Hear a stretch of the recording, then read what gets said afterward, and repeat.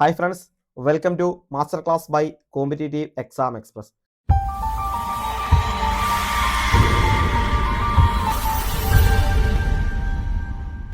അപ്പോൾ ഇന്ന് നമ്മൾ ഒരു ഇത് തുടങ്ങിയാണ് PYQ മാസ്റ്റർ എന്ന് പറഞ്ഞിട്ട്. അതായത് മുൻവർഷ ചോദ്യങ്ങളും അവയുടെ വിശദമായ വിശകലനവുമാണ് നമ്മളിവിടെ ഉദ്ദേശിക്കുന്നത്.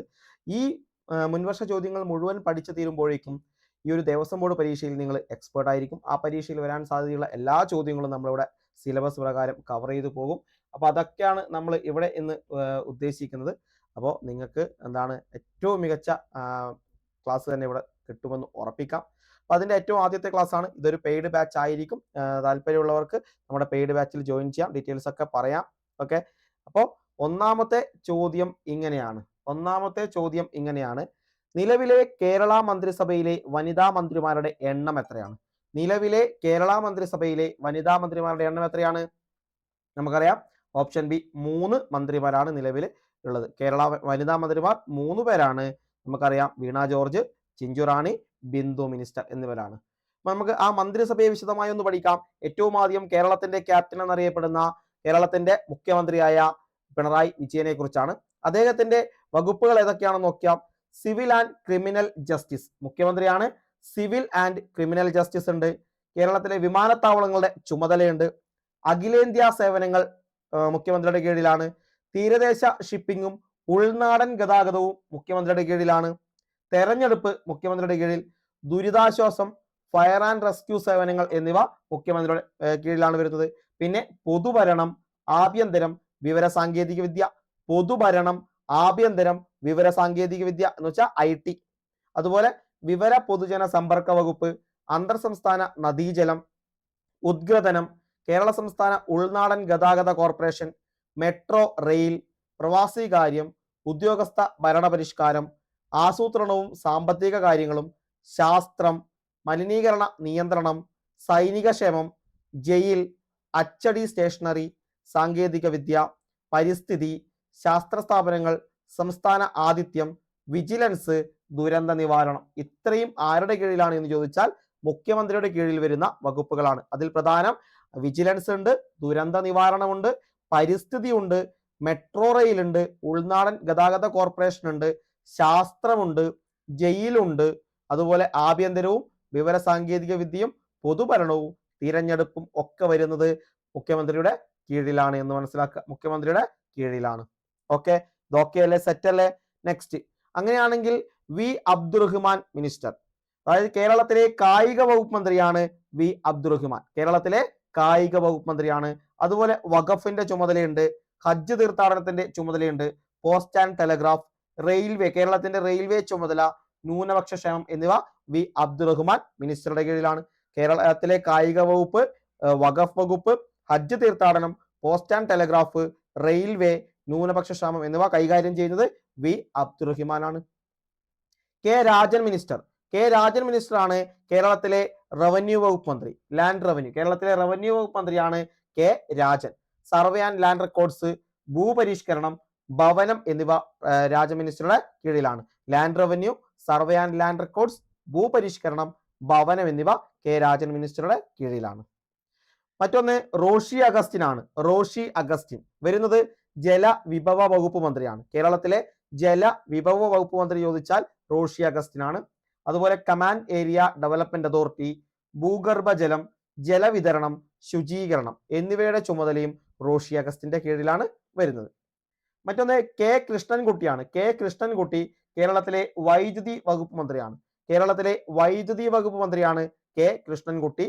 അനർട്ടിന്റെ ചുമതലയും കൃഷ്ണൻകുട്ടിക്കാണ്. അപ്പോൾ റോഷി അഗസ്റ്റിൻ പറഞ്ഞ ജലവിഭവ വകുപ്പ് മന്ത്രിയാണ്. ശുചീകരണം വരുന്നുണ്ട്, ഭൂഗർഭ ജലം വരുന്നുണ്ട്, ജലവിതരണം വരുന്നുണ്ട്, കമാൻഡ് ഏരിയ ഡെവലപ്മെന്റ് അതോറിറ്റി ഉണ്ട്. കെ കൃഷ്ണൻകുട്ടി മിനിസ്റ്റർ ആണെങ്കിൽ വൈദ്യുതിയും അനർട്ടും. ഇനി എ കെ ശശീന്ദ്രൻ ആണ് കേരളത്തിലെ വന്യജീവി വകുപ്പ് മന്ത്രിയാണ്. കേരളത്തിലെ വനവകുപ്പ് മന്ത്രി ആരാണ് ചോദിച്ചാൽ എ കെ ശശീന്ദ്രനാണ്. കേരളത്തിലെ വനം വകുപ്പ് മന്ത്രി എ കെ ശശീന്ദ്രനാണ്. വനം, വന്യജീവി എ കെ ശശീന്ദ്രൻ. രാമചന്ദ്രൻ കടന്നപ്പള്ളിക്കാണ് കേരളത്തിലെ രജിസ്ട്രേഷൻ, മ്യൂസിയങ്ങൾ, പുരാവസ്തു, ആർക്കൈവ്സ് എന്നിവയുടെ ചുമതല. കേരളത്തിലെ രജിസ്ട്രേഷൻ വകുപ്പ്, മ്യൂസിയം വകുപ്പ്, പുരാവസ്തു വകുപ്പ്, ആർക്കൈവ്സ് എന്നീ ചുമതല രാമചന്ദ്രൻ കടന്നപ്പള്ളി. ആരാണ്? രാമചന്ദ്രൻ കടന്നപ്പള്ളി. കേരളത്തിലെ ഗതാഗത വകുപ്പ് മന്ത്രി നമുക്ക് എല്ലാവർക്കും അറിയാം കെ ബി ഗണേഷ് കുമാർ ആണ്. കെ ബി ഗണേഷ് കുമാർ, ഗതാഗതം കെ ബി ഗണേഷ് കുമാർ. എന്നാൽ കേരളത്തിലെ ഭക്ഷ്യ സിവിൽ സപ്ലൈസ് വകുപ്പ് മന്ത്രി ആരാണ്? കേരളത്തിലെ ഭക്ഷ്യ സിവിൽ സപ്ലൈസ് വകുപ്പ് മന്ത്രിയാണ് ജി ആർ അനിലാണ്. ജി ആർ അനിൽ കേരളത്തിലെ ഭക്ഷ്യ സിവിൽ സപ്ലൈസ് വകുപ്പ് മന്ത്രിയാണ് ജി ആർ അനിൽ. കൂടാതെ ഉപഭോക്തൃ കാര്യവും ലീഗൽ മെട്രോളജിയും ഇദ്ദേഹം കൈകാര്യം ചെയ്യുന്നു. ഭക്ഷ്യ സിവിൽ സപ്ലൈസ് വകുപ്പ്, ഉപഭോക്തൃ കാര്യം, ലീഗൽ മെട്രോളജി എന്നിവ ജി ആർ അനിലാണ് കൈകാര്യം ചെയ്യുന്നത്. കേരളത്തിലെ ധനകാര്യ വകുപ്പ് മന്ത്രിയാണ് കെ എൻ ബാലഗോപാൽ. കേരളത്തിലെ ധനകാര്യ വകുപ്പ് മന്ത്രി കെ എൻ ബാലഗോപാൽ ആണ്. അറിയാം. ഒന്നാമത്തെ വനിതയെ കുറിച്ച് നമുക്ക് പരിചയപ്പെടാം. ആർ ബിന്ദു, ഉന്നത വിദ്യാഭ്യാസവും സാമൂഹ്യ നീതി വകുപ്പും. ഉന്നത വിദ്യാഭ്യാസവും സാമൂഹ്യ നീതി വകുപ്പാണ് ആർ ബിന്ദു.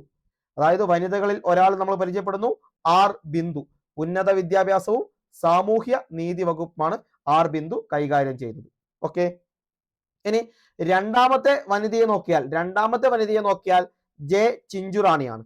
ജെ ചിഞ്ചുറാണി കേരളത്തിലെ മൃഗസംരക്ഷണ വകുപ്പ് മന്ത്രിയാണ്. കേരളത്തിലെ മൃഗസംരക്ഷണ ക്ഷീരവികസന വകുപ്പ് മന്ത്രിയാണ് ജെ ചിഞ്ചുറാണി. മൃഗസംരക്ഷണം, ക്ഷീരവികസനം, ക്ഷീര സഹകരണ സ്ഥാപനങ്ങൾ, മൃഗശാലകൾ, Kerala veterinary and animal sciences university എന്നിവയുടെ ചുമതല വരുന്നത് ജെ ചിഞ്ചുറാണിയാണ്. ജെ ചിഞ്ചുറാണി മൃഗസംരക്ഷണം, ക്ഷീരവികസനം, ക്ഷീര സഹകരണ സ്ഥാപനങ്ങൾ, മൃഗശാലകൾ, Kerala veterinary and animal sciences university എന്നിവ ജെ ചിഞ്ചുറാണിയുടെ കീഴിലാണ് എന്ന് മനസ്സിലാക്കുക.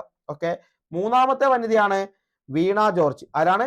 വീണ ജോർജ് ആണ് ആരോഗ്യം, വനിതാ ശിശു വികസനം. ആരോഗ്യം, വനിതാ ശിശു വികസനമാണ് വകുപ്പ് കൈകാര്യം ചെയ്യുന്നത്. ആരോഗ്യ വകുപ്പ് മന്ത്രിയാണ് വീണ ജോർജ്, വനിതാ ശിശു വികസനം കൂടെ കൈകാര്യം ചെയ്യുന്നു. ഇങ്ങനെ 3 വനിതകളാണ് ഈ ഒരു മന്ത്രിസഭയിൽ ഉള്ളത്. അടുത്തത് എം ബി രാജേഷ് ആണ്. എം ബി രാജേഷ്, മുൻ സ്പീക്കറായ എം ബി രാജേഷ്. പ്രധാന വകുപ്പ് തദ്ദേശ സ്വയംഭരണമാണ്. തദ്ദേശ സ്വയംഭരണം അതായത് പഞ്ചായത്തുകൾ, മുനിസിപ്പാലിറ്റികൾ, കോർപ്പറേഷനുകൾ. പഞ്ചായത്തുകൾ, മുനിസിപ്പാലിറ്റികൾ, കോർപ്പറേഷനുകൾ. പിന്നെ ഗ്രാമവികസനം. അതുകൂടാതെ എക്സൈസ് വകുപ്പ് മന്ത്രിയാണ്. ടൗൺ പ്ലാനിംഗ് കൈകാര്യം ചെയ്യുന്നു. പ്രാദേശിക വികസന അതോറിറ്റികൾ, പിന്നെ കില. കൂടാതെ പാർലമെന്ററി കാര്യ വകുപ്പ് മന്ത്രി കൂടിയാണ്. പാർലമെന്ററി കാര്യ വകുപ്പ് മന്ത്രിയാണ്. അപ്പൊ കേരളത്തിന്റെ തദ്ദേശ സ്വയംഭരണ വകുപ്പ് മന്ത്രി ആരാണ്? എം ബി രാജേഷ് ആണ്. ഗ്രാമവികസനം അദ്ദേഹം കൈകാര്യം ചെയ്യുന്നു. കേരളത്തിലെ എക്സൈസ് വകുപ്പ് മന്ത്രി ആരാണ്? എം ബി രാജേഷ് ആണ്. കേരളത്തിലെ പാർലമെന്ററി കാര്യ വകുപ്പ് മന്ത്രി ആരാണ്?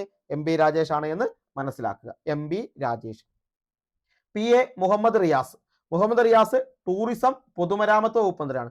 ടൂറിസം പൊതുമരാമത്ത് വകുപ്പ് മന്ത്രിയാണ് P A Muhammad Riyas. P A Muhammad Riyas ആണ് ടൂറിസം പൊതുമരാമത്ത് വകുപ്പുകൾ കൈകാര്യം ചെയ്യുന്നത്. മറ്റൊന്ന് പി പ്രസാദ് ആണ്. കേരളത്തിലെ കൃഷി വകുപ്പ് മന്ത്രിയാണ് പി പ്രസാദ്. കേരളത്തിലെ കൃഷി വകുപ്പ് മന്ത്രിയാണ്. കൂടാതെ മണ്ണ് സർവേയും മണ്ണ് സംരക്ഷണവും കൈകാര്യം ചെയ്യുന്നു. കേരളത്തിലെ കാർഷിക സർവകലാശാലകൾ, വെയർ ഹൗസിംഗ് കോർപ്പറേഷൻ എന്നിവ പി പ്രസാദിന്റെ കീഴിലാണ്. കേരളത്തിലെ കൃഷി വകുപ്പ് മന്ത്രിയാണ്. മണ്ണ് സർവേ ആൻഡ് മണ്ണ് സംരക്ഷണം, കേരള കാർഷിക സർവകലാശാല, വെയർ ഹൗസിംഗ് കോർപ്പറേഷൻ എന്നിവയുടെ ചുമതലയുണ്ട്. അതുപോലെ ഒ ആർ കേളു കേരളത്തിലെ പട്ടികജാതി പട്ടികവർഗ പിന്നാക്ക ക്ഷേമ വകുപ്പ് മന്ത്രിയാണ് ഒ ആർ കേളു. പട്ടികജാതി പട്ടികവർഗ പിന്നാക്ക ക്ഷേമം ആരാണ്? ഒ ആർ കേളു ആണ് കൈകാര്യം ചെയ്യുന്നത്. ഇനി പി രാജീവ് ആണ്. പി രാജീവ് കേരളത്തിലെ നിയമ വ്യവസായ വകുപ്പ് മന്ത്രിയാണ്. കേരളത്തിലെ നിയമ വ്യവസായ വകുപ്പ് മന്ത്രിയാണ് പി രാജീവ്. കേരളത്തിലെ നിയമ വ്യവസായ വകുപ്പ് മന്ത്രിയാണ് പി രാജീവ്. വ്യവസായ സഹകരണങ്ങൾ ഉൾപ്പെടെ, അതുപോലെ വാണിജ്യം, ഖനനം, ജിയോളജി, കൈത്തറി, തുണിത്തരങ്ങൾ, ഖാദി, ഗ്രാമവ്യവസായങ്ങൾ, കയർ, കശുവണ്ടി വ്യവസായം, പ്ലാന്റേഷൻ ഡയറക്ടറേറ്റ് എന്നിവ കൈകാര്യം ചെയ്യുന്നു. നിയമം, വ്യവസായം, വാണിജ്യം, ഖനനം, ജിയോളജി, കൈത്തറി, തുണിത്തരങ്ങൾ, ഖാദി, ഗ്രാമവ്യവസായങ്ങൾ, കയർ, കശുവണ്ടി വ്യവസായം, പ്ലാന്റേഷൻ ഡയറക്ടറേറ്റ് എന്നിവ പി രാജീവ് കൈകാര്യം ചെയ്തു. കേരളത്തിലെ നിയമ വ്യവസായ വകുപ്പ് മന്ത്രിയാണ് പി രാജീവ്. ഇനി കേരളത്തിലെ പൊതുവിദ്യാഭ്യാസ തൊഴിൽ വകുപ്പ് മന്ത്രിയാണ് വി ശിവൻകുട്ടി. കേരളത്തിലെ പൊതുവിദ്യാഭ്യാസം തൊഴിൽ വകുപ്പ് കൈകാര്യം ചെയ്യുന്നത് വി ശിവൻകുട്ടിയാണ്. കേരളത്തിലെ പൊതുവിദ്യാഭ്യാസ തൊഴിൽ വകുപ്പ് മന്ത്രിയാണ്. അതായത് അതിലെ സാക്ഷരതാ മൂവ്മെന്റുമായി ബന്ധപ്പെട്ട വകുപ്പ് കൈകാര്യം ചെയ്യുന്നു. എംപ്ലോയ്മെന്റ് ആൻഡ് ട്രെയിനിങ് നോക്കുന്നു. അതിലെ സ്കിൽസ് ഉണ്ട്, റിഹാബിലിറ്റേഷൻ ഉണ്ട്, ഫാക്ടറീസ് ആൻഡ് ബോയിലേഴ്സ് ഉണ്ട്, ഇൻഷുറൻസ് മെഡിക്കൽ സർവീസ് ഉണ്ട്, ഇൻഡസ്ട്രിയൽ ട്രൈബ്യൂണൽ, ലേബർ കോഡ്സ് എന്നിവ ശിവൻകുട്ടിയുടെ കീഴിൽ വരുന്നതാണ്. പിന്നെ കേരളത്തിലെ ദേവസ്വം വകുപ്പ് മന്ത്രി, തുറമുഖ വകുപ്പ് മന്ത്രി, സഹകരണ വകുപ്പ് മന്ത്രി ആരാണ്? വി എൻ വാസവനാണ്. കേരളത്തിലെ തുറമുഖ സഹകരണ ദേവസ്വം വകുപ്പ് മന്ത്രിയാണ് വി എൻ വാസവൻ. തുറമുഖങ്ങൾ, സഹകരണം, ദേവസ്വം. തുറമുഖങ്ങൾ, സഹകരണം, ദേവസ്വം എന്നിവ വി എൻ വാസവൻ കൈകാര്യം ചെയ്യുന്നു. വി എൻ വാസവൻ കൈകാര്യം ചെയ്യുന്നു. അടുത്തത് സജി ചെറിയാനാണ്. സജി ചെറിയാനാണ് കേരളത്തിലെ ഫിഷറീസ് വകുപ്പ് മന്ത്രി. കേരളത്തിലെ ഫിഷറീസ് വകുപ്പ് മന്ത്രിയാണ് ആര്? സജി ചെറിയാൻ. ഹാർബറിംഗ് എഞ്ചിനീയറിംഗ്, ഫിഷറീസ് സർവകലാശാല, കൂടാതെ യുവജനകാര്യം, സാംസ്കാരിക വകുപ്പ് മന്ത്രിയും യുവജനകാര്യ വകുപ്പ് മന്ത്രിയും ആരാണ്? സജി ചെറിയാനാണ്. ഫിഷറീസ്, യുവജനകാര്യം, സാംസ്കാരികം എന്നിവ സജി ചെറിയാൻ കൈകാര്യം ചെയ്യുന്നു. കൂടാതെ കേരള സംസ്ഥാന ചലച്ചിത്ര വികസന കോർപ്പറേഷൻ, കേരള സംസ്ഥാന ചലച്ചിത്ര അക്കാദമി, കേരള സംസ്ഥാന സാംസ്കാരിക പ്രവർത്തക ക്ഷേമനിധി ബോർഡ് എന്നിവയും സജി ചെറിയാന്റെ കീഴിൽ വരുന്ന വകുപ്പുകളാണ് എന്ന് മനസ്സിലാക്കുക. ഇത്രയുമാണ് സജി ചെറിയാൻ കൈകാര്യം ചെയ്യുന്ന വകുപ്പുകൾ. ഫിഷറീസ്, ഹാർബർ എഞ്ചിനീയറിംഗ്, ഫിഷറീസ് സർവകലാശാല, യുവജനകാര്യം, സാംസ്കാരികം, കേരള സംസ്ഥാന ചലച്ചിത്ര വികസന കോർപ്പറേഷൻ, കേരള സംസ്ഥാന ചലച്ചിത്ര അക്കാദമി, കേരള സംസ്ഥാന സാംസ്കാരിക പ്രവർത്തക ക്ഷേമനിധി ബോർഡ് എന്നിവ.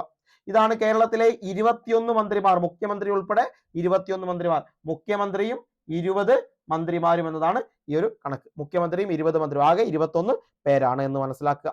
എന്നാൽ നമ്മൾ ഇതിന്റെ കൂടെ പഠിക്കേണ്ട ഒന്നാണ് ചീഫ് സെക്രട്ടറിയെ കുറിച്ച്. നമ്മുടെ കേരളത്തിന്റെ ചീഫ് സെക്രട്ടറിയെ കുറിച്ച് കൂടെ നമുക്ക് പഠിക്കാം. ദേവസ്വം ബോർഡിന്റെ സിലബസിൽ വ്യക്തമായി പറയുന്നതാണ് ചീഫ് സെക്രട്ടറിയെ കുറിച്ച്. അവിടെ നോക്കാം, ഡോക്ടർ എ ജയതിലകാണ് കേരളത്തിന്റെ chief secretary. Doctor A Jayathilak IAS ആണ് കേരളത്തിന്റെ നിലവിലെ ചീഫ് സെക്രട്ടറി എന്ന് മനസ്സിലാക്കുക. കേരളത്തിന്റെ 50ാമത് ചീഫ് സെക്രട്ടറി ആണ്. 50ാമത് ചീഫ് സെക്രട്ടറി. 49ാമത് ശാരദാ മുരളീധരനാണ്. ശാരദാ മുരളീധരനായിരുന്നു 49ാമത്തെ ചീഫ് സെക്രട്ടറി എന്ന് പറയുന്നത്. 50ാമത്തെ ചീഫ് സെക്രട്ടറി ആരാണ്? ഡോക്ടർ എ ജയതിലകാണ്. Doctor A Jayathilak. 2025 മെയ് 30-നാണ് ശാരദാ മുരളീധരൻ വിരമിച്ചത്. അന്ന് മുതൽ 2026 ജൂൺ വരെ ഇദ്ദേഹത്തിന് സേവന കാലാവധി ഉണ്ട് എന്ന് മനസ്സിലാക്കുക. ഓക്കെ, ഇതാണ് ഡോക്ടർ എ ജയതിലകാണ് കേരളത്തിന്റെ ചീഫ് സെക്രട്ടറി. ചീഫ് സെക്രട്ടറിയുടെ ചുമതലകളെ കുറിച്ച് നോക്കാം. സംസ്ഥാന സിവിൽ സർവീസിന്റെ തലവൻ എന്നാണ് ചീഫ് സെക്രട്ടറി അറിയപ്പെടുന്നത്. സംസ്ഥാന സിവിൽ സർവീസിന്റെ തലവൻ, അതായത് സംസ്ഥാനത്തെ എല്ലാ IAS അതുപോലെ മറ്റ് സർവീസ് ഉദ്യോഗസ്ഥരുടെയും പരമോന്നത മേധാവി എന്ന് പറയുന്നത് ആരാണ്? ചീഫ് സെക്രട്ടറി ആണ്. കേരളത്തിലെ എല്ലാ ഉദ്യോഗസ്ഥരുടെയും പരമോന്നത മേധാവി എന്ന് പറയുന്നത് ചീഫ് സെക്രട്ടറി ആണ്. സിവിൽ സർവീസിന്റെ കാര്യക്ഷമതയും അച്ചടക്കവും ഉറപ്പാക്കേണ്ട ചുമതല ഇദ്ദേഹത്തിനുണ്ട്. വിവിധ വകുപ്പുകളുടെ പ്രവർത്തനങ്ങളുടെ മേൽനോട്ടം വഹിക്കുന്നു. അതുപോലെ മുഖ്യമന്ത്രിയുടെ പ്രധാന ഉപദേഷ്ടാവ് ചോദിച്ചാലും ചീഫ് സെക്രട്ടറി തന്നെയായിരിക്കും. അതായത് നയപരമായ കാര്യങ്ങളിലും ഭരണപരമായ കാര്യങ്ങളിലും മുഖ്യമന്ത്രിക്ക് ഏറ്റവും പ്രധാനപ്പെട്ട ഉപദേശങ്ങൾ നൽകുന്നത് ചീഫ് സെക്രട്ടറിയാണ്. മന്ത്രിസഭാ യോഗങ്ങളിൽ പ്രധാന തീരുമാനങ്ങൾ എടുക്കുന്നതും സഹായിക്കുന്നതും ചീഫ് സെക്രട്ടറിയാണ്. അതായത് മന്ത്രിസഭാ യോഗത്തിലെ സെക്രട്ടറിയാണ് ചീഫ് സെക്രട്ടറി എന്ന് പറയുന്നത്. അതായത് മന്ത്രിസഭാ യോഗത്തിൽ മന്ത്രിമാരും കൂടാതെ പങ്കെടുക്കാൻ പറ്റുന്ന ഏക ഒരാളാണ് ചീഫ് സെക്രട്ടറി എന്ന് പറയുന്നത്. ഓക്കെ, മന്ത്രിസഭാ യോഗങ്ങളുടെ സെക്രട്ടറിയാണ്. മന്ത്രിസഭാ യോഗങ്ങളുടെ അജണ്ട തയ്യാറാക്കുന്നതിനും തീരുമാനങ്ങൾ രേഖപ്പെടുത്തുന്നതിനും തുടർ നടപടികൾ ഉറപ്പാക്കുന്നതിനും ചീഫ് സെക്രട്ടറിക്ക് മുഖ്യ പങ്കുണ്ട്. മന്ത്രിസഭാ തീരുമാനങ്ങൾ വിവിധ വകുപ്പുകളിലേക്ക് എത്തിക്കുന്നതും നടപ്പാക്കുന്നതും നിരീക്ഷിക്കുന്നതും ചീഫ് സെക്രട്ടറിയാണ്. അതുപോലെ വകുപ്പുകൾ തമ്മിലുള്ള ഏകോപനം, വിവിധ സർക്കാർ വകുപ്പുകൾ തമ്മിൽ ഏകോപനം ഉറപ്പാക്കുക എന്നത് ചീഫ് സെക്രട്ടറിയുടെ പ്രധാന ചുമതലയാണ്. വകുപ്പുകൾ തമ്മിലുള്ള തർക്കങ്ങൾ പരിഹരിക്കുന്ന ഇദ്ദേഹം മുൻകൈയെടുക്കും. അതുപോലെ സാമ്പത്തിക കാര്യങ്ങളിലെ മേൽനോട്ടം, സംസ്ഥാനത്തിന്റെ സാമ്പത്തിക കാര്യങ്ങളിലും ബജറ്റ് രൂപീകരണത്തിലും ധനകാര്യ വകുപ്പുമായി ചേർന്ന് ചീഫ് സെക്രട്ടറിക്ക് പ്രധാന പങ്ക് ഉണ്ട്. ധനവിനിയോഗം കാര്യക്ഷമമാക്കുന്നു എന്ന് ഉറപ്പുവരുത്തും. അതുപോലെ അടിയന്തര സാഹചര്യങ്ങളിലെ നേതൃത്വം, പ്രകൃതി ദുരന്തങ്ങൾ അതുപോലെ മറ്റ് അടിയന്തര സാഹചര്യങ്ങൾ എന്നിവയിൽ രക്ഷാപ്രവർത്തനവും ദുരിതാശ്വാസ പ്രവർത്തനവും ഏകോപിപ്പിക്കുന്നതിൽ ചീഫ് സെക്രട്ടറിക്ക് നിർണായക നേതൃപരമായ പങ്കുണ്ട്. ദുരന്ത നിവാരണ അതോറിറ്റിയുടെ തലവനായും പ്രവർത്തിക്കും. അതുപോലെ കേന്ദ്ര സംസ്ഥാന ബന്ധം, കേന്ദ്ര സർക്കാരുമായി സംസ്ഥാനം നടത്തുന്ന ആശയവിനിമയത്തിൽ ചീഫ് സെക്രട്ടറിയുടെ പങ്ക് വളരെ വലുതാണ്. കേന്ദ്രത്തിൽ നിന്ന് ലഭിക്കുന്ന നിർദ്ദേശങ്ങൾ സംസ്ഥാനത്ത് നടപ്പിലാക്കുന്നതിനും സംസ്ഥാനത്തിന്റെ ആവശ്യങ്ങൾ കേന്ദ്രത്തെ അറിയിക്കുന്ന ഇദ്ദേഹം ഒരു കണ്ണിയായിട്ട് പ്രവർത്തിക്കുന്നുണ്ട്. കൂടാതെ റിക്രൂട്ട്മെന്റും സ്ഥാനക്കയറ്റവും, സിവിൽ സർവീസ് ഉദ്യോഗസ്ഥരുടെ നിയമനം, സ്ഥാനക്കയറ്റം, സ്ഥലമാറ്റം തുടങ്ങിയ കാര്യങ്ങളിലും ചീഫ് സെക്രട്ടറിക്ക് പ്രധാന ചുമതലകളുണ്ട്. പൊതുഭരണ വകുപ്പുകളിലൂടെ ഈ കാര്യങ്ങൾ ഏകോപിപ്പിക്കുന്നുണ്ട് എന്നുകൂടെ മനസ്സിലാക്കുക. ഓക്കെ, അപ്പൊ ഇത്രയുമാണ് അതിൽ നോക്കേണ്ടത്. അടുത്തൊരു ചോദ്യം ഇങ്ങനെയായിരുന്നു: കേരളത്തിലെ നിലവിലെ മന്ത്രിമാരും അവരുടെ വകുപ്പുകളുമായി ബന്ധപ്പെട്ട പ്രസ്താവനകളിൽ യോജിക്കാത്തത് കണ്ടെത്തുക. ഇപ്പൊ നമ്മൾ പറഞ്ഞ രീതി വെച്ച് നിങ്ങൾ നോക്കുക. ഒന്ന്, പട്ടികജാതി പട്ടികവർഗ പിന്നോക്ക ക്ഷേമ വകുപ്പ് മന്ത്രി ശ്രീ OR കേളുവാണ്. ശരിയാണോ? ശരിയാണ്. ഉന്നത വിദ്യാഭ്യാസ വകുപ്പ് മന്ത്രി ശ്രീ V ശിവൻകുട്ടിയാണ്. ശിവൻകുട്ടിയുടെ ശരിയാണോ? കാരണം നമ്മൾ പറഞ്ഞിട്ടുണ്ട് ശിവൻകുട്ടി ആരാണ്? പൊതുവിദ്യാഭ്യാസവും തൊഴിലും. അപ്പൊ ഇത് ഉന്നത വിദ്യാഭ്യാസമാണ്. ആണോ? അല്ല. R ബിന്ദു ആണ് ഇവിടെ ഉന്നത വിദ്യാഭ്യാസ വകുപ്പ് കൈകാര്യം ചെയ്യുന്നത്. പിന്നെ സാംസ്കാരിക വകുപ്പ് മന്ത്രി സജി ചെറിയാനാണ്. ശരിയാണ്. ദേവസ്വം വകുപ്പ് മന്ത്രി ശ്രീ VN വാസവനാണ്. ശരിയാണ്. അപ്പോൾ 1, 3, 4 ശരിയാണ്, 2 തെറ്റാണ്. അപ്പൊ 2 തെറ്റെന്ന് വരുന്ന 1, 3, 4 എന്നിവ ശരിയാണെന്ന് വരുന്ന ഓപ്ഷൻ C ആണ് നമുക്ക് ഇവിടെ ഉത്തരമായിട്ട്. അതായത് 2 വരുന്നതെല്ലാം നമുക്ക് കട്ട് ചെയ്യാം, എല്ലാം ശരിയാണ്. അപ്പോൾ 1 മാത്രമാണ്. 3, 3, 4 എന്നിവ ശരിയാണെന്നതാണ് നമ്മുടെ ഉത്തരമായിട്ട് വരിക. ഓക്കെ അല്ലേ? ഇവിടെ സെറ്റ് അല്ലേ? അപ്പൊ സെറ്റ് അല്ലേ? ഇനി മന്ത്രിമാരുമായി ബന്ധപ്പെട്ട ഏത് ചോദ്യം വന്നാലും നമ്മൾ ഉത്തരം എഴുതും. കൃത്യമായി പഠിക്കുക. അടുത്തൊരു ചോദ്യം, കേരളത്തിൽ ഏറ്റവും കൂടുതൽ തവണ മുഖ്യമന്ത്രി ആയത് ആരാണ്? ഏറ്റവും കൂടുതൽ തവണ, ഏറ്റവും കൂടുതൽ കാലം എന്നും ഏറ്റവും കൂടുതൽ തവണ എന്നും ചോദ്യമുണ്ട്. ഏറ്റവും കൂടുതൽ കാലം എന്നും ഏറ്റവും കൂടുതൽ തവണയും ആരാണ്? ഇവിടെ ഉത്തരം കെ കരുണാകരനാണ്. ഏറ്റവും കൂടുതൽ തവണ 8 തവണയാണ് കെ കരുണാകരൻ കേരളത്തിന്റെ മുഖ്യമന്ത്രി ആയിട്ടുള്ളത്. എന്നാൽ ഏറ്റവും കൂടുതൽ കാലം എന്ന ചോദ്യം വന്നാൽ അത് ഇ കെ നായനാരാണ്. രണ്ടാമത് ചോദിച്ചാൽ പിണറായി വിജയനുമാണ്. ഓക്കെ, തുടർച്ചയായി കേരളത്തിന്റെ മുഖ്യമന്ത്രി ആയത് പിണറായി വിജയൻ. എന്നാൽ ഏറ്റവും കൂടുതൽ കാലം അത് ഇ കെ നായനാരുമാണ്. ഓക്കെ, നമുക്ക് പഠിക്കാം. EMS നമ്പൂതിരിപ്പാട്, അതായത് ഏലംകുളത്ത് മനക്കൽ ശങ്കരൻ നമ്പൂതിരിപ്പാട് എന്നാണ്. ഏലംകുളത്ത് മനക്കൽ ശങ്കരൻ നമ്പൂതിരിപ്പാട് എന്നാണ് EMS നമ്പൂതിരിപ്പാടിന്റെ പേര് വരുന്നത്. അതായത് കേരളത്തിലെ ആദ്യത്തെ മുഖ്യമന്ത്രിയാണ്. 1957 ഏപ്രിൽ മാസം 5-ാം തീയതിയാണ് അദ്ദേഹം കേരളത്തിന്റെ ആദ്യത്തെ മുഖ്യമന്ത്രിയായി അധികാരമേൽക്കുന്നത്. ഓക്കെ, എവിടെ നിന്നാണ്? നീലേശ്വരം മണ്ഡലത്തിൽ, കാസർഗോഡ് ജില്ലയിലെ നീലേശ്വരം മണ്ഡലത്തിൽ നിന്നാണ് വിജയിക്കുന്നത്. അതായത് ഏഷ്യയിൽ ആദ്യമായി പൊതു തെരഞ്ഞെടുപ്പിലൂടെ അധികാരത്തിലെത്തിയ കമ്മ്യൂണിസ്റ്റ് ഭരണാധികാരിയാണ്. ബാലറ്റ് പേപ്പറിലൂടെ അധികാരത്തിലെത്തിയ ആദ്യത്തെ നേതാവും. അപ്പൊ ഇദ്ദേഹം 2 പ്രാവശ്യം മുഖ്യമന്ത്രി ആയിട്ടുണ്ട്. അപ്പൊ 2 പ്രാവശ്യം മുഖ്യമന്ത്രിയായ ആദ്യ വ്യക്തിയും EMS നമ്പൂതിരിപ്പാടാണ്. കേരളത്തിന്റെ ജനകീയാസൂത്രണത്തിന്റെ പിതാവ് എന്നും ആരറിയപ്പെടുന്നു? EMS നമ്പൂതിരിപ്പാട് അറിയപ്പെടുന്നു. കേരളത്തിന്റെ ജനകീയാസൂത്രണത്തിന്റെ പിതാവ് എന്നും അറിയപ്പെടുന്നു. അടുത്തത് പട്ടംതാണ് പിള്ള കേരളത്തിലെ ആദ്യത്തെ കമ്മ്യൂണിസ്റ്റ് ഇതര മുഖ്യമന്ത്രിയാണ്. കേരളത്തിലെ ആദ്യത്തെ കമ്മ്യൂണിസ്റ്റ് ഇതര മുഖ്യമന്ത്രി. കേരളത്തിന്റെ രണ്ടാമത്തെ മുഖ്യമന്ത്രിയാണ്. ഇന്ത്യയിൽ സംസ്ഥാന മുഖ്യമന്ത്രിയായ ആദ്യത്തെ സോഷ്യലിസ്റ്റ് നേതാവാണ്. സംസ്ഥാന മുഖ്യമന്ത്രിയായ ഇന്ത്യയിലെ ആദ്യത്തെ സോഷ്യലിസ്റ്റ് നേതാവാണ്. രാജിവെച്ച ആദ്യത്തെ കേരള മുഖ്യമന്ത്രിയാണ്. കേരള സംസ്ഥാനത്ത് കൂട്ടുകക്ഷി മന്ത്രിസഭയ്ക്ക് നേതൃത്വം നൽകിയ ആദ്യത്തെ നേതാവാണ്. ഒന്നാം കേരള നിയമസഭയിലെ ഏറ്റവും പ്രായം കൂടിയ അംഗമാണ്. കേരള മുഖ്യമന്ത്രിയായ ഏക പ്രജാ സോഷ്യലിസ്റ്റ് പാർട്ടി നേതാവാണ്. ഏറ്റവും കുറച്ചു കാലം തിരുക്കൊച്ചി മുഖ്യമന്ത്രിയായ വ്യക്തിയാണ്. 19-ാം നൂറ്റാണ്ടിൽ ജനിച്ച ഏക കേരള മുഖ്യമന്ത്രിയാണ്. തിരുവിതാംകൂർ സ്റ്റേറ്റ് കോൺഗ്രസിന്റെ ആദ്യത്തെ പ്രസിഡന്റ് ആയിരുന്നു. കേരള മുഖ്യമന്ത്രിയായ ശേഷം ഗവർണർ സ്ഥാനം വഹിച്ച ഏക വ്യക്തി. തിരുവിതാംകൂറിലെ ആദ്യത്തെ ജനകീയ മന്ത്രിസഭയുടെ പ്രധാന മന്ത്രി. കേരള ജനത എന്ന പത്രത്തിന്റെ സ്ഥാപകനും ആദ്യത്തെ ചീഫ് എഡിറ്ററുമായിരുന്നു. ഓക്കെ, ഇതാണ് പട്ടുംതാണപ്പിള്ളയുടെ, അതായത് കേരള ജനത എന്ന പത്രത്തിന്റെ സ്ഥാപകനും ആദ്യത്തെ ചീഫ് എഡിറ്റർ. തിരുവിതാംകൂറിലെ ആദ്യത്തെ ജനകീയ മന്ത്രിസഭയിലെ പ്രധാനമന്ത്രി. കേരള മുഖ്യമന്ത്രിയായ ശേഷം ഗവർണർ സ്ഥാനം വഹിച്ച വ്യക്തി. 19-ാം നൂറ്റാണ്ടിൽ ജനിച്ച ഏക കേരള മുഖ്യമന്ത്രി. ഏറ്റവും കുറച്ചു കാലം തിരുക്കൊച്ചി മുഖ്യമന്ത്രിയായ വ്യക്തി. ഒന്നാം കേരള നിയമസഭയിലെ ഏറ്റവും പ്രായം കൂടിയ അംഗം. രാജിവെച്ച ആദ്യത്തെ കേരള മുഖ്യമന്ത്രി. കേരളത്തിലെ രണ്ടാമത്തെ മുഖ്യമന്ത്രി. ആദ്യത്തെ കേരളത്തിലെ കമ്മ്യൂണിസ്റ്റ് ഇതര മുഖ്യമന്ത്രി എന്നിങ്ങനെ പ്രത്യേകത പട്ടം താണുപിള്ളയ്ക്കുണ്ട്. അടുത്തത് ആർ ശങ്കർ കേരളത്തിന്റെ മൂന്നാമത്തെ മുഖ്യമന്ത്രിയാണ്. കേരളത്തിലെ ആദ്യത്തെ കോൺഗ്രസ് മുഖ്യമന്ത്രി.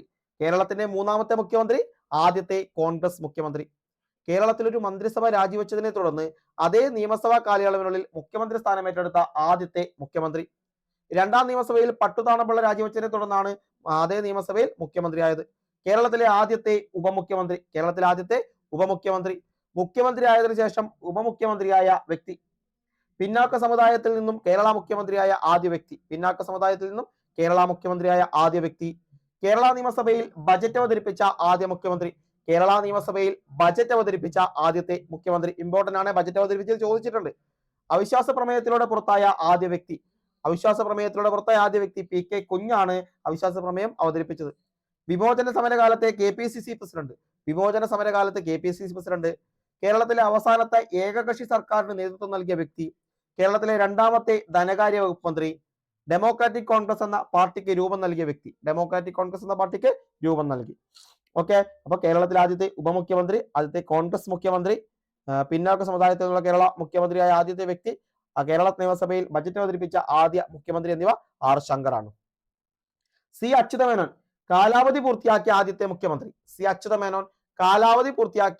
മുഖ്യമന്ത്രി. തുടർച്ചയായി 2 തവണ മുഖ്യമന്ത്രിയായ ആദ്യ വ്യക്തി.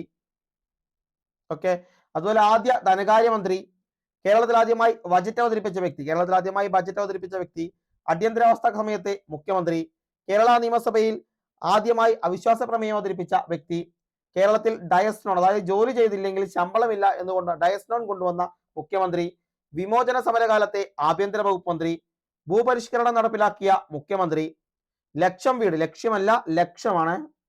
ലക്ഷം വീട് പദ്ധതി നടപ്പാക്കിയ സമയത്തെ മുഖ്യമന്ത്രി, ലക്ഷം വീട് പദ്ധതി നടപ്പാക്കിയ സമയത്തെ മുഖ്യമന്ത്രി. മുല്ലപ്പെരിയാർ പാട്ടക്കരാർ 1970 പുതുക്കിയ മുഖ്യമന്ത്രി. രാജ്യസഭാംഗമായിരിക്കെ മുഖ്യമന്ത്രിയായ ആദ്യ വ്യക്തി. അതായത് സി അച്യുതമേനോനാണ് കാലാവധി പൂർത്തിയാക്കിയ ആദ്യ മുഖ്യമന്ത്രി, തുടർച്ചയായി 2 തവണ മുഖ്യമന്ത്രിയായ ആദ്യ വ്യക്തി, ആദ്യ ധനകാര്യമന്ത്രി, കേരളത്തിൽ ആദ്യമായി ബജറ്റ് അവതരിപ്പിച്ച വ്യക്തി, അടിയന്തരാവസ്ഥ കാലത്തെ മുഖ്യമന്ത്രി, അവിശ്വാസ പ്രമേയം അവതരിപ്പിച്ച വ്യക്തി, ഡയസ് നോൺ കൊണ്ടുവന്ന വ്യക്തി, ഇങ്ങനെ ഭൂപരിഷ്കരണം നടപ്പിലാക്കിയ വ്യക്തി, ലക്ഷം വീട് പദ്ധതി നടപ്പിലാക്കിയ മുഖ്യമന്ത്രി എന്നിങ്ങനെ പ്രത്യേകതകൾ അച്യുതമേനോനുണ്ട്. ഇനി കെ കരുണാകരൻ, കണ്ണോത്ത് കരുണാകരൻ മേനോൻ എന്നാണ് പൂർണ്ണനാമം, കണ്ണോത്ത് കരുണാകരൻ മേനോൻ. 5 വർഷം തികച്ചും ഭരിച്ച ആദ്യത്തെ കോൺഗ്രസ്സുകാരൻ, കേരളത്തിൽ ഏറ്റവും കൂടുതൽ തവണ മുഖ്യമന്ത്രി, അതായത് 4 തവണ മുഖ്യമന്ത്രി ആയിട്ടുണ്ട്. സോറി, നേരത്തെ 8 പറഞ്ഞു, 4 തവണ മുഖ്യമന്ത്രി ആയിട്ടുണ്ട്, 8 അല്ലെ 4 തവണ. 1995 കേന്ദ്ര വ്യവസായ വകുപ്പ് മന്ത്രി, കേന്ദ്ര വ്യവസായ വകുപ്പ് മന്ത്രി. കൊച്ചി, തിരുക്കൊച്ചി, കേരള നിയമസഭകൾ, പാർലമെന്റിന്റെ ഇരുസഭകൾ എന്നിവിടങ്ങളിൽ അംഗമായ ഏക വ്യക്തി. കാസർഗോഡ്, പത്തനംതിട്ട ജില്ലകൾ രൂപീകരിച്ചപ്പോൾ ഉള്ള മുഖ്യമന്ത്രി. അടിയന്തരാവസ്ഥ കാലത്ത് കേരളത്തിലെ ആഭ്യന്തര വകുപ്പ് മന്ത്രി. ത്രിതല പഞ്ചായത്ത് രാജ് പാസാക്കുന്ന സമയത്ത് മുഖ്യമന്ത്രി. ഒരേ സമയം 2 മണ്ഡലങ്ങളിൽ നിന്നും കേരള നിയമസഭയിലേക്ക് തെരഞ്ഞെടുക്കേണ്ട വ്യക്തി. മാളയും നിയമവും. കെ കരുണാകരന്റെ രാഷ്ട്രീയ ഗുരുവാണ് പനമ്പള്ളി ഗോവിന്ദമേനോൻ. ഡെമോക്രാറ്റിക് ഇന്ദിരാ കോൺഗ്രസ് എന്ന പാർട്ടിയുടെ സ്ഥാപകൻ. ഓക്കെ, ഇതാണ് കെ കരുണാകരൻ. 5 വർഷം തികച്ചു ഭരിച്ച കോൺഗ്രസ്സുകാരൻ, ഏറ്റവും കൂടുതൽ തവണ 4 തവണ മുഖ്യമന്ത്രിയായ വ്യക്തി, അതുപോലെ അടിയന്തരാവസ്ഥ കാലത്തെ കേരളത്തിലെ ആഭ്യന്തര വകുപ്പ് മന്ത്രി, ത്രിതല പഞ്ചായത്ത് രാജ് പാസാക്കുന്ന സമയത്തെ മുഖ്യമന്ത്രി, ഒരേ സമയം 2 മണ്ഡലങ്ങളിൽ നിന്നും കേരള നിയമസഭയിലേക്ക് തെരഞ്ഞെടുക്കപ്പെട്ട ആദ്യ വ്യക്തി, മാള നിയമം, അതുപോലെ ഡെമോക്രാറ്റിക് ഇന്ദിരാ കോൺഗ്രസ് എന്ന പാർട്ടിയുടെ സ്ഥാപകൻ. ഇതൊക്കെ കെ കരുണാകരന്റെ പ്രത്യേകതകളാണ്. ഓക്കെ, അടുത്തത് എ കെ ആന്റണി, അറക്കപ്പറമ്പിൽ കുര്യൻ ആന്റണി എന്നാണ് എ കെ ആന്റണി. അറക്കപ്പറമ്പിൽ കുര്യൻ ആന്റണി. ഏറ്റവും കുറഞ്ഞ പ്രായത്തിൽ കേരള മുഖ്യമന്ത്രിയായ വ്യക്തി, 37 വയസ്സിൽ കേരള മുഖ്യമന്ത്രിയായി.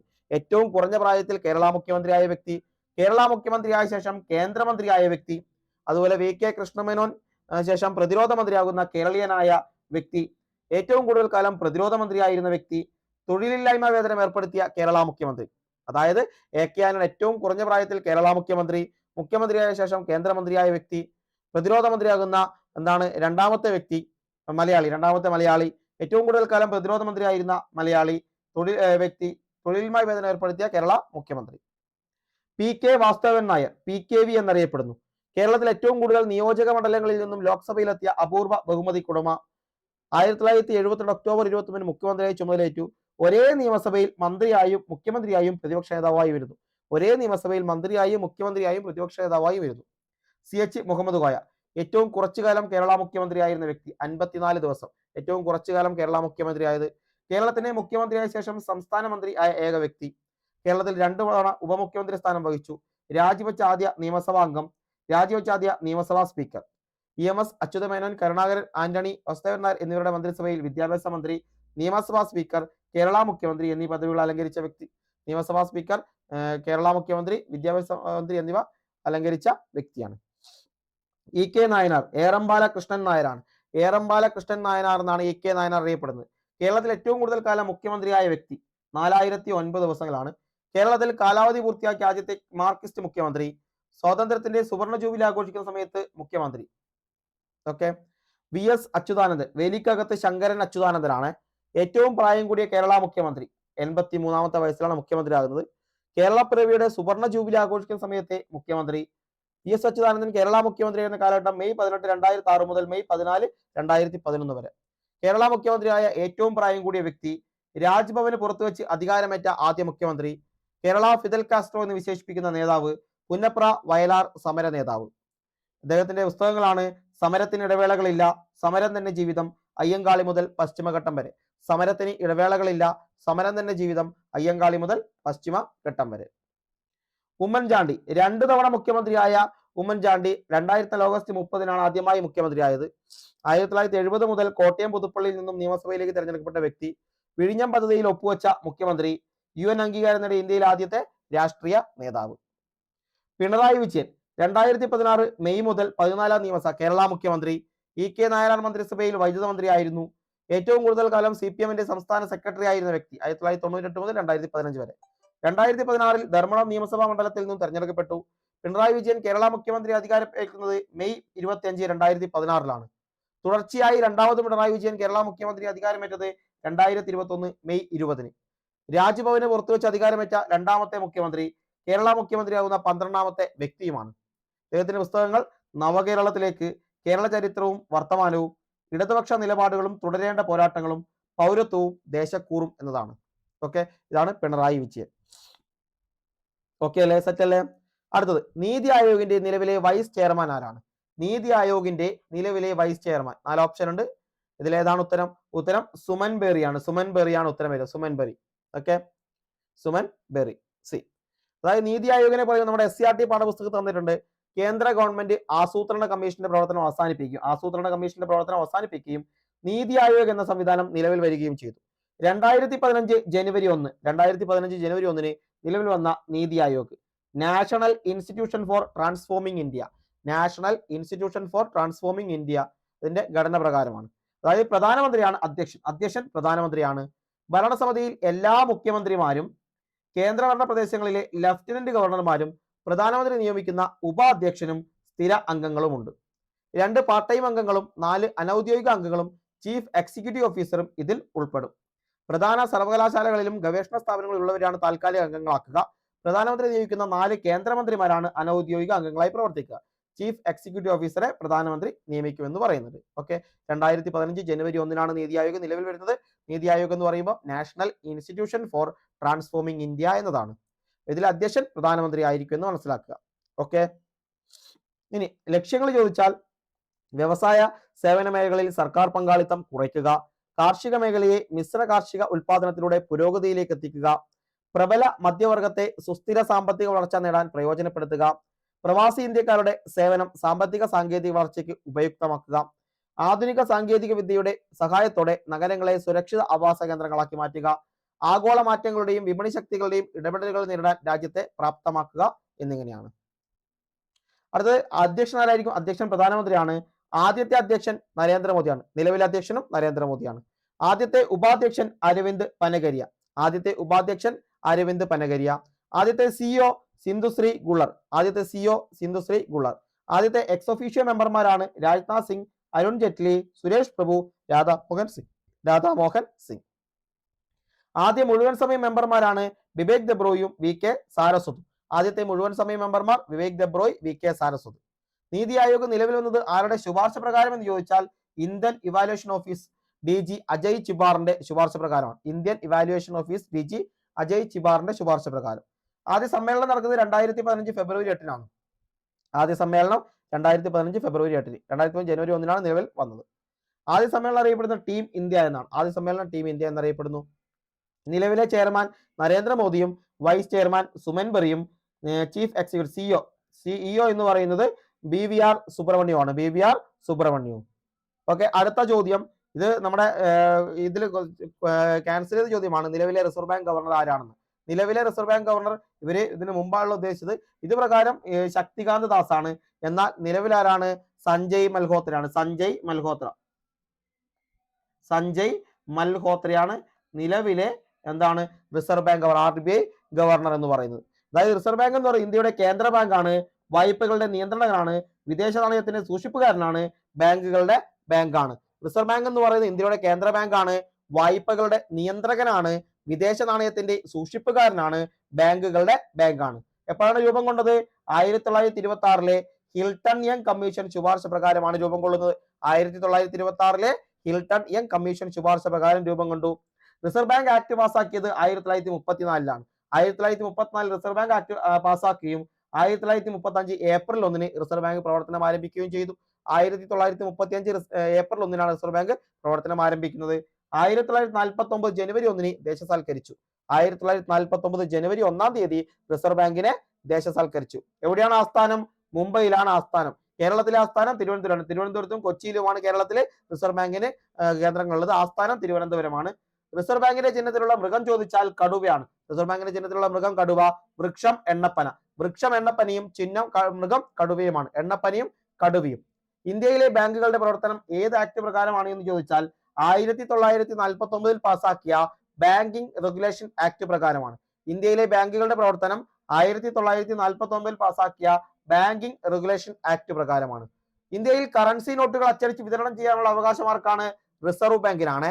ഇന്ത്യയിൽ കറൻസി നോട്ടുകൾ അച്ചടിച്ച് വിതരണം ചെയ്യാനുള്ള അവകാശം റിസർവ് ബാങ്കിനാണ്. അന്താരാഷ്ട്ര നാണയനിധിയിൽ ഇന്ത്യയെ പ്രതിനിധീകരിക്കുന്നത് റിസർവ് ബാങ്ക് ആണ്. അന്താരാഷ്ട്ര നാണയനിധിയിൽ ഇന്ത്യയെ പ്രതിനിധീകരിക്കുന്നത് റിസർവ് ബാങ്ക് ആണ് എന്ന് മനസ്സിലാക്കുക. പണസംബന്ധമായ എല്ലാ കാര്യങ്ങളിലും ഗവൺമെന്റിനെ ഉപദേശിക്കുന്നതും റിസർവ് ബാങ്ക് ആണ്. പണസംബന്ധമായ എല്ലാ കാര്യങ്ങളിലും ഗവൺമെന്റിനെ ഉപദേശിക്കുന്നതും റിസർവ് ബാങ്ക് ആണ്. ആദ്യത്തെ reserve bank governor sir Osborne Smith ആണ്. ആദ്യത്തെ reserve bank governor sir Osborne Smith ആണ് എന്ന് മനസ്സിലാക്കുക. ഇനി ഇന്ത്യക്കാരനായ ആദ്യത്തെ റിസർവ് ബാങ്ക് ഗവർണർ ചോദിച്ചാൽ CD ദേശ്മുഖ്. ഇന്ത്യക്കാരനായ ആദ്യ റിസർവ് ബാങ്ക് ഗവർണറാണ് CD ദേശ്മുഖ്. ഇന്ത്യൻ കറൻസി നോട്ടിൽ ഒപ്പിട്ട ആദ്യത്തെ reserve bank governor James Taylor. Indian currency നോട്ടിൽ ഒപ്പിട്ട ആദ്യത്തെ റിസർവ് ബാങ്ക് ഗവർണറാണ് ജെയിംസ് ടൈലർ. ഏറ്റവും കൂടുതൽ കാലം റിസർവ് ബാങ്ക് ഗവർണറായിരുന്ന വ്യക്തി ബെനഗൽ രാമറാവു ആണ്. ആരാണ്? ബെനഗൽ രാമറാവു. ഏറ്റവും കൂടുതൽ കാലം റിസർവ് ബാങ്ക് ഗവർണറായിരുന്ന വ്യക്തിയാണ് ബെനഗൽ രാമറാവു. ഏറ്റവും കുറച്ചു കാലം റിസർവ് ബാങ്ക് ഗവർണറായിരുന്ന വ്യക്തി അമിതാവ് ഘോഷ്. ഏറ്റവും കുറച്ചു കാലം അമിതാവ് ഘോഷ് ആണ്. ഇന്ത്യക്ക് സ്വാതന്ത്ര്യം കിട്ടിയ സമയത്തെ ഗവർണറാണ് CD ദേശ്മുഖ്. ഇന്ത്യക്ക് സ്വാതന്ത്ര്യം കിട്ടിയ സമയത്ത് CD ദേശ്മുഖ് ആണ്. ഓക്കെ. റിസർവ് ബാങ്കിൽ ഡെപ്യൂട്ടി ഗവർണറായ ആദ്യ വനിതയാണ് KJ ഉദ്ദേശി. റിസർവ് ബാങ്കിൽ ഡെപ്യൂട്ടി ഗവർണറായ ആദ്യത്തെ വനിത KJ ഉദ്ദേശിയാണ്. പ്രധാനമന്ത്രിയാകുന്നതിന് മുമ്പ് റിസർവ് ബാങ്ക് ഗവർണറായ വ്യക്തിയാണ് മൻമോഹൻ സിംഗ്. ഇന്ത്യൻ പ്രധാനമന്ത്രിയാകുന്നതിന് മുമ്പ് റിസർവ് ബാങ്ക് ഗവർണറായ വ്യക്തി ആരാണ്? അത് മൻമോഹൻ സിംഗ് ആണ്. മൻമോഹൻ സിംഗ്. ഇനി ₹1 ഒഴികെയുള്ള ഇന്ത്യൻ നോട്ടുകളിൽ ഒപ്പുവെക്കുന്നത് റിസർവ് ബാങ്ക് ഗവർണറാണ്. റിസർവ് ബാങ്ക് ഗവർണറാണ് ₹1 ഒഴികെയുള്ള ഇന്ത്യൻ നോട്ടുകൾ ഒപ്പുവെക്കുന്നത്. എന്നാൽ ₹1 നോട്ടിൽ ആരാണ് ഒപ്പുവെക്കുന്നത്? ധനകാര്യ സെക്രട്ടറി ആണ്. ₹1 നോട്ടിൽ ഒപ്പുവെക്കുന്നത് ധനകാര്യ സെക്രട്ടറി ആണ്. ഇനി എന്താണ് RBIയുടെ ധർമ്മം എന്ന് ചോദിച്ചാൽ 1 കറൻസി അച്ചടിക്കൽ, 2 സർക്കാരിന്റെ ബാങ്കായി പ്രവർത്തിക്കുക, 3 ബാങ്കുകളുടെ ബാങ്കായി പ്രവർത്തിക്കുക, വായ്പാ നിയന്ത്രണവുമായി ബന്ധപ്പെട്ട കാര്യങ്ങൾ. ഇതാണ് റിസർവ് ബാങ്കിന്റെ ധർമ്മങ്ങൾ എന്ന് പറയുന്നത്.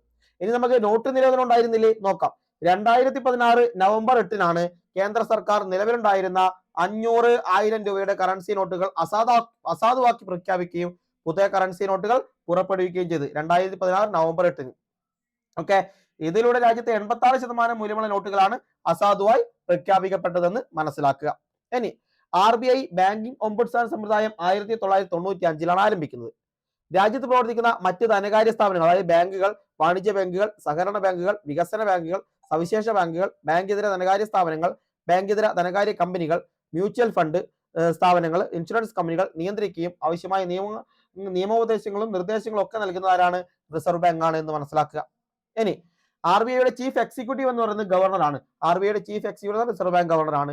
നിലവിലെ ഗവർണർ ചോദിച്ചാൽ, നിലവിലല്ല, ഓക്കെ, ഗവർണർ 25ാമത്തെ ഗവർണർ ചോദിച്ചാൽ ശക്തികാന്ത ദാസ് ആണ്. 25ാമത്തെ ഗവർണർ ശക്തികാന്ത ദാസ് ആണ്. നിലവിലെ ഗവർണർ സഞ്ജയ് മൽഹോത്ര. അതായത് ഇവിടെ തന്നിരിക്കുന്ന ഓപ്ഷനിൽ ശക്തികാന്ത ദാസ് 25ാമത്തെ ഗവർണർ ആയിരുന്നു. നിലവിലെ സഞ്ജയ് മൽഹോത്ര ആണ്. 26ാം ഗവർണറാണ് സഞ്ജയ് മൽഹോത്ര. ആദ്യ ഗവർണർ ആരാണ്? Sir Osborne Smith. ആദ്യ ഗവർണർ സർ ഓസ്ബോൺ സ്മിത്ത് ആണ്. RBI സ്ഥാപിതമാകുമ്പോൾ ഇന്ത്യൻ വൈസ്രോയി വെല്ലിംഗ്ടൺ പ്രഭു. RBIയുടെ പ്രഥമ ചീഫ് ഫിനാൻഷ്യൽ ഓഫീസർ ആണ് സുധാ ബാലകൃഷ്ണൻ. രണ്ടാമത്തെ RBI governor James Braid Taylor ആണ്. ഇന്ത്യൻ കറൻസി നോട്ടിൽ ആദ്യമായി ഒപ്പുവെച്ചത് ജെയിംസ് ടൈലർ ആണ്. ഇന്ത്യയുടെ കറൻസി നോട്ടിൽ ആദ്യമായി ഒപ്പുവെച്ച RBI ഗവർണറാണ് ജെയിംസ് ടൈലർ. ഇനി അടുത്തത് എന്താണ് ബാങ്ക് റേറ്റ്? അതായത് വാണിജ്യ ബാങ്കുകൾക്ക് വായ്പ നൽകുന്നതിന് റിസർവ് ബാങ്ക് ഈടാക്കുന്ന നിരക്കാണ് ബാങ്ക് റേറ്റ്. വാണിജ്യ ബാങ്കുകൾക്ക് വായ്പ നൽകുന്നതിന് റിസർവ് ബാങ്ക് ഈടാക്കുന്ന നിരക്ക് ചോദിച്ചാൽ അതാണ് ബാങ്ക് റേറ്റ്. ബാങ്ക് നിരക്ക് നിയന്ത്രിക്കുന്നതിലൂടെ സാമ്പത്തിക പ്രവർത്തനങ്ങളെയാണ് നിയന്ത്രിക്കുന്നത്. ബാങ്ക് നിരക്ക് കുറയ്ക്കുന്നത് വഴി വായ്പക്കാരുടെ പലിശ നിരക്ക് കുറച്ച് സമ്പദ് വ്യവസ്ഥയെ വികസിപ്പിക്കാൻ റിസർവ് ബാങ്കിന് കഴിയും. പണപ്പെരുപ്പം ആവശ്യത്തിൽ കൂടുതലായിരിക്കുമ്പോൾ ഉയർന്ന ബാങ്ക് നിരക്കുകൾ സമ്പദ് വ്യവസ്ഥയെ സഹായിക്കും. അടുത്തത് കരുതൽ ധനാനുപാതം, CRR, ക്യാഷ് റിസർവ് റേഷ്യോ ആണ് CRR, കരുതൽ ധനാനുപാതം. വാണിജ്യ ബാങ്കുകൾ തങ്ങളുടെ ഡിമാൻഡ് ഡെപ്പോസിറ്റിന്റെ നിശ്ചിത ശതമാനം റിസർവ് ബാങ്കിൽ കരുതൽ ധനമായി നിക്ഷേപിക്കുന്നുണ്ട്. വാണിജ്യ ബാങ്കുകൾ തങ്ങളുടെ ഡിമാൻഡ് ഡെപ്പോസിറ്റിന്റെ നിശ്ചിത ശതമാനം റിസർവ് ബാങ്കിൽ കരുതൽ ധനമായി നിക്ഷേപിക്കുന്നുണ്ട് എന്ന് മനസ്സിലാക്കുക. ഇനി ബേസ് റേറ്റ്. വാണിജ്യ ബാങ്കുകൾ ഉപഭോക്താക്കൾക്ക് കൊടുക്കാൻ കഴിയുന്ന കുറഞ്ഞ പലിശ നിരക്കാണ് ബേസ് റേറ്റ്. അതായത് വാണിജ്യ ബാങ്കുകൾ ഉപഭോക്താക്കൾക്ക് കൊടുക്കാൻ കഴിയുന്ന കുറഞ്ഞ പലിശ നിരക്ക്. ഇനി റിപ്പോ റേറ്റ് ഉണ്ട്.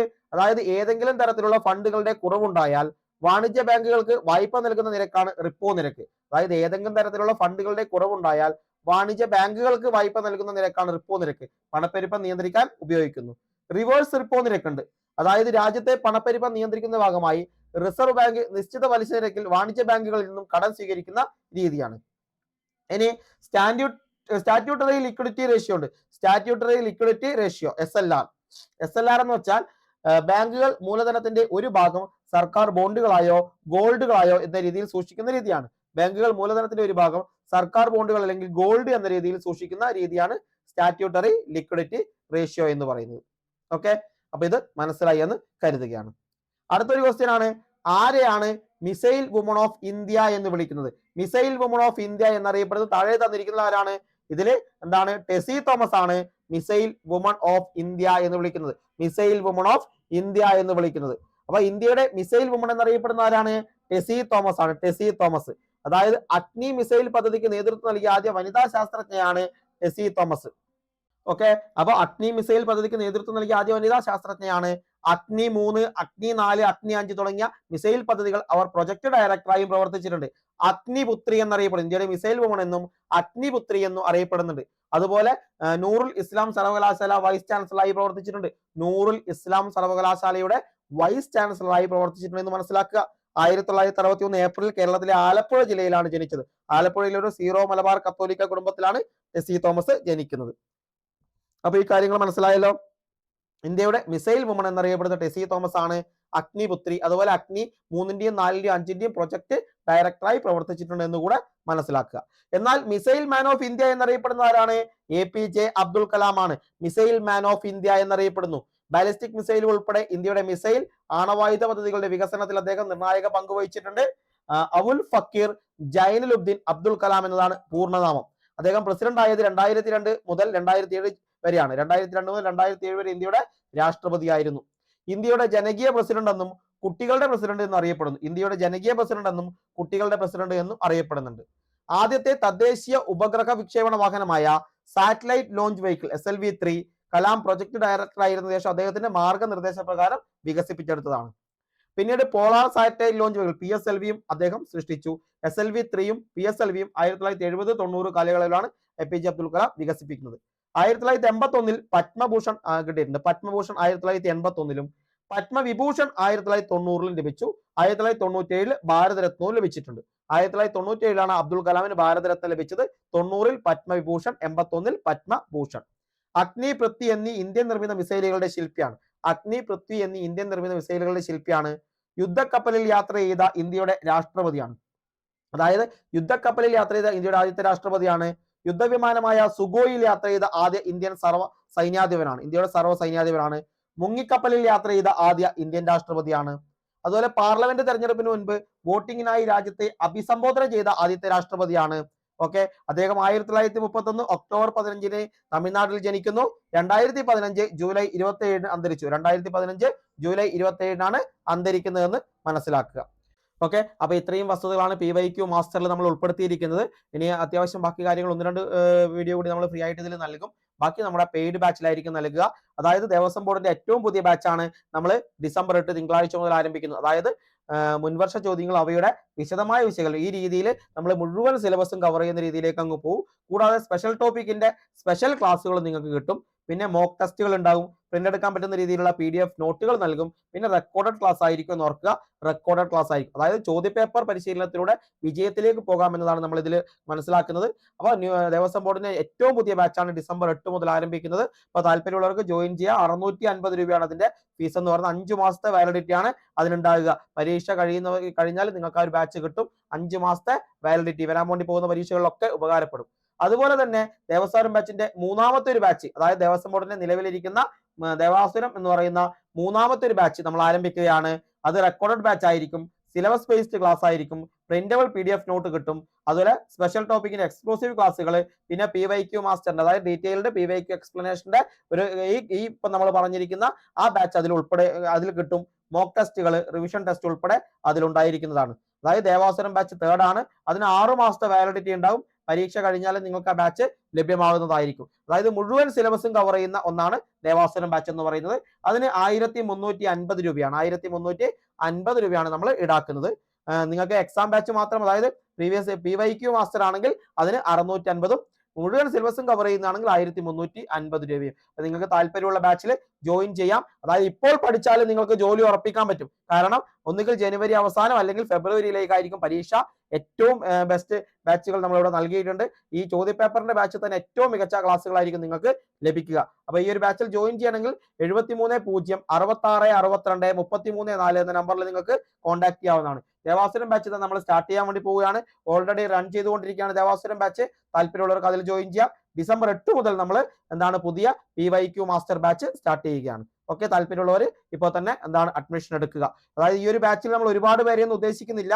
ഏകദേശം 25 പേരെ മാത്രമേ നമ്മൾ PYQ മാസ്റ്റർ ബാച്ചിൽ ഉൾപ്പെടുത്തുന്നുള്ളൂ. 25 പേരെ മാത്രം. ഓക്കെ, അതിൽ കൂടുതൽ ആളുകളെ നമ്മൾ PYQ മാസ്റ്റർ ഈ ഒരു ബാച്ചിൽ ഉൾപ്പെടുത്തുന്നില്ല. കാരണം ബാക്കി ദേവാസുരം ബാച്ച് നമുക്കുണ്ട്. അതിൽ താല്പര്യമുള്ളവർക്ക് ജോയിൻ ചെയ്യാം. ആദ്യത്തെ 25 പേർക്ക് ഈ ഒരു PYQ മാസ്റ്റർ എന്ന് പറയുന്ന ഡിസംബർ 8 മുതൽ ആരംഭിക്കുന്ന ബാച്ചിലേക്ക് ജോയിൻ ചെയ്യാവുന്ന അഡ്മിഷൻ ആരംഭിച്ചിട്ടുണ്ട്. താല്പര്യമുള്ള അഡ്മിഷൻ എടുക്കുക. ഓക്കെ, ദേവാസുരം ബാച്ചിൽ ആർക്കും എത്ര വേണമെങ്കിലും ജോയിൻ ചെയ്യാം. 1350 രൂപയാണ്. പുതിയ ബാച്ചാണ് നമ്മൾ ആരംഭിച്ചിട്ടുള്ളത്. അതായത് ഇത് നാളെ മുതലാണ്. ദേവാസുരം ബാച്ചിന്റെ ബാച്ച് 3 നാളെ മുതലാണ് നമ്മൾ സ്റ്റാർട്ട് ചെയ്യുന്നത്. താല്പര്യമുള്ളവർ അഡ്മിഷൻ എടുക്കുക. ഓക്കെ, അപ്പോൾ മറ്റൊരു നല്ല വീഡിയോയുമായി നമുക്ക് വീണ്ടും കാണാം. ബൈ.